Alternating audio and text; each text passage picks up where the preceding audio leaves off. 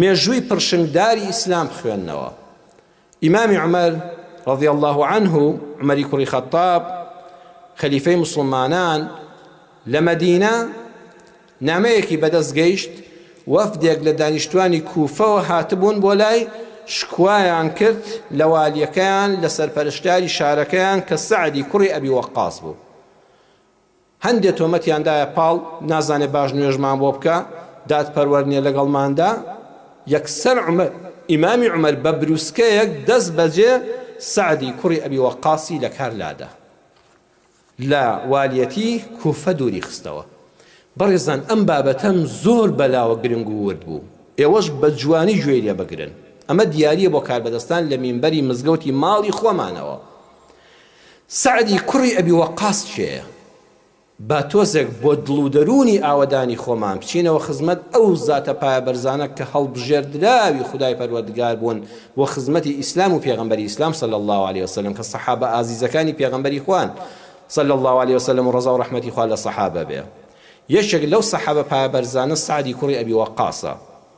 لە صحیحی بوخاریدا هاتووە کە دەفەرمێ من لە سەرەتایترین مسلمانەکان بوو، مسلمانەکان بووم، ئینی لە ثلث الئیسلام، والله ئەو سەردەمەی من مسلمان بووم سێیەکی ئیسلام بووم.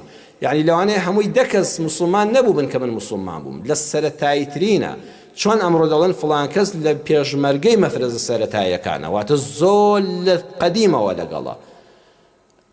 سەعدی کوڕی ئەبی وەقاس لە سەرەتایترین مسلمانانی سەحابیە کە ئیمانی بە پێغەمبەر هێناوە صلی الله عليه وسلم. لە صحیح مسلمدا باسی قوربانیدانی خۆی دەکات، دەفەرمێ من زۆر گوێڕاڵی دایکم بووم، زۆر دایکم خۆش دەویست، واللهی بەبێ ئەو پەنجەم نەدەکرد بە ئاوە، بەبێ ئەو هیچ کارێکم نەدەکرد. و کاتێک کە زانی مسلمان بووم چوومەوە ماڵەوە، وتی چوویتە سەر ئاینێکی نوێ کە دژە بە ئاینی بتپەرستی باب و باپیرانت، واللهی سەعد حرام بێ لەسرم نان و ئاو بخۆم حتا دەمرم ئەگەر پەشیمان نەبیەوە و لە شوێنکەوتنی محەممەد صلی الله عليه وسلم واز نەهێنی. واللهی ئەو کاتە حیات دەچێت، ئەو کاتە خەڵکی ئابڕوت دەبن، ئەڵێن بوو بەهۆی مردنی دایکی. ئەڵێ منیش پێم وت واللهی دایەجان حەز ناکەم خۆت عەزیەت دەی، ئەو ڕێگا ڕاستەی کە دۆزیومەتەوە ئیمانم بەخوا و پێغەمبەرەکەی هێناوە صلی الله عليه وسلم، بە هیچ شتێک و ڕەزامەندی هیچ کەسێک نایگۆڕمەوە، تۆش ئارەزووی خۆتە بەڵام عەزیەتی خۆت مەدە. ئەڵە شەو ڕۆژێک دایکم هیچی نەخوارد، بەڵام کاتێک کە زانی سوودی نییە و برسێتی و تینوێتی زۆری بۆ هێنا دەستی کرد بە نان و ئاو خواردن.